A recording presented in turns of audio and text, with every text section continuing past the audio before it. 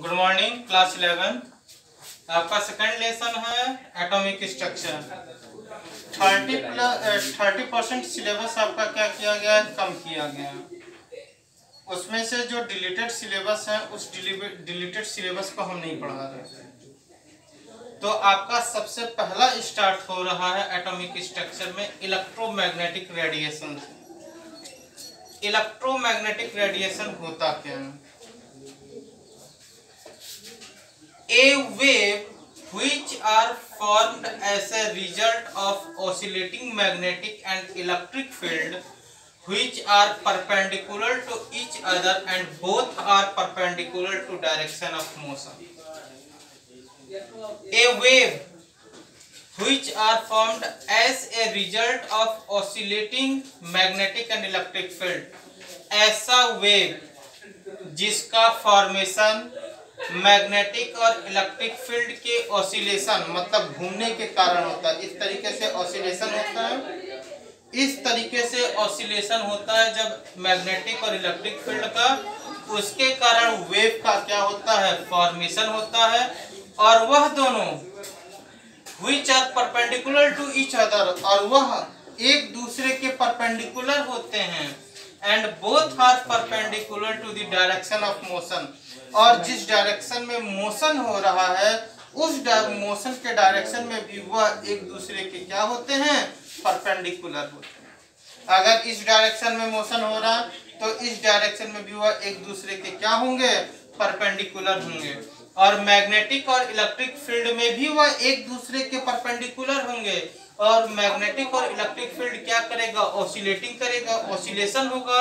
उस ऑसिलेशन के कारण वेव का फॉर्मेशन होगा और उस वेव को क्या कहेंगे, इलेक्ट्रोमैग्नेटिक रेडिएशन वेव। अब they do not require any medium and can move in vacuum। इन्हें फॉर्मेशन होने के लिए, इस रेडिएशन का फॉर्मेशन होने के लिए किसी मीडियम की आवश्यकता नहीं होती है।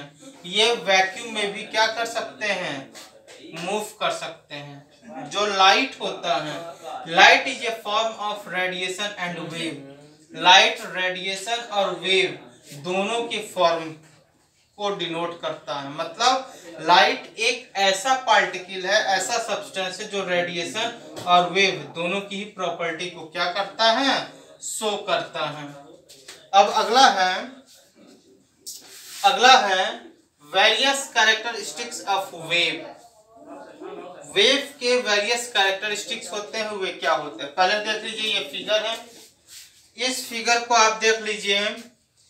ये है आपका प्रोपागेशन ऑफ वेव।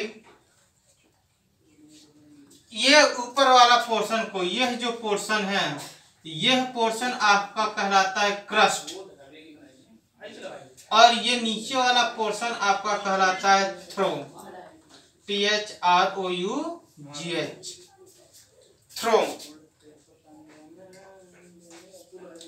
तो एम्पलीट्यूड क्या होता है, एम्पलीट्यूड जो होता है वह क्रस्ट और थ्रो इन दोनों का जो हाइट होता है, चाहे आप क्रस्ट ले लीजिए चाहे आप थ्रो ले लीजिए, किसी एक क्रस्ट या किसी एक थ्रो का जो हाइट होता है उस हाइट को क्या कहते हैं, एम्पलीट्यूड कहते हैं।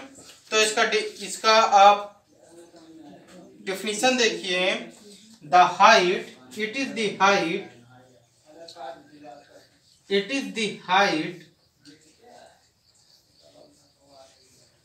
the height of the crust or throw of the crust or throw। किसी एक क्रस्ट और थ्रो का जो हाइट होता है, ये आपका क्रस्ट है, ये आपका थ्रो है। तो किसी एक क्रस्ट का जो हाइट होता है, ये देखिए हाइट, ये क्रस्ट का हाइट है। अब इसकी जगह पे अगर हम थ्रो का भी हाइट ले लेते हैं, तो चाहे थ्रो का हाइट ले लीजिए चाहे क्रस्ट का हाइट ले लीजिए, क्या कहलाएगा, एम्पलीट्यूड कहलाएगा। Throw of a wave, of a wave. आपका इसका यूनिट क्या हो जाएगा, इसका यूनिट है metre, unit equal to metre.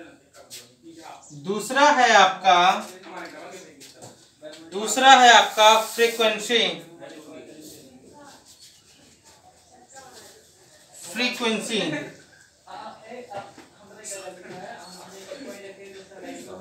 Frequency किसे कहते हैं, फ्रीक्वेंसी है, इसको इंडिकेट करते हैं V से,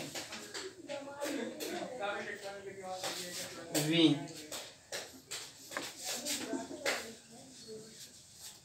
ये आपका हो जाएगा the number of wave, the number of wave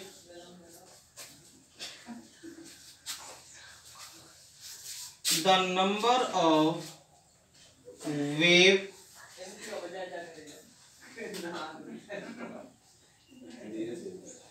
passing, the number of wave passing through a point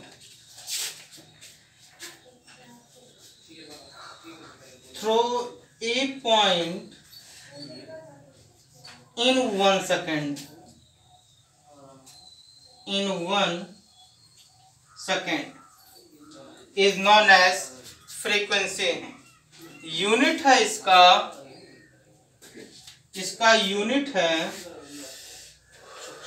unit है इसका हर्ट्ज, या इसका यूनिट है second inverse.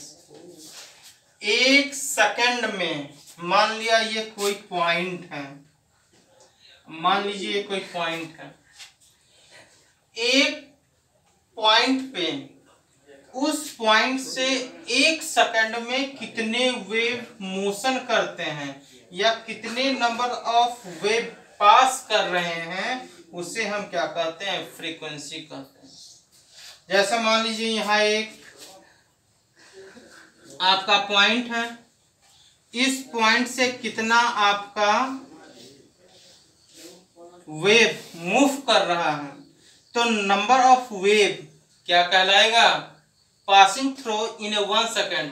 The number of a wave passing through a point in 1 second known as frequency. एक second में किसी दिए गए एक पॉइंट से जितना वेव पास करते हैं उसे क्या कहते हैं, फ्रीक्वेंसी। इसको हर्ट्ज या सेकंड से इंडिकेट करते हैं, इसकी यूनिट क्या होती है, हर्ट्ज या सेकंड।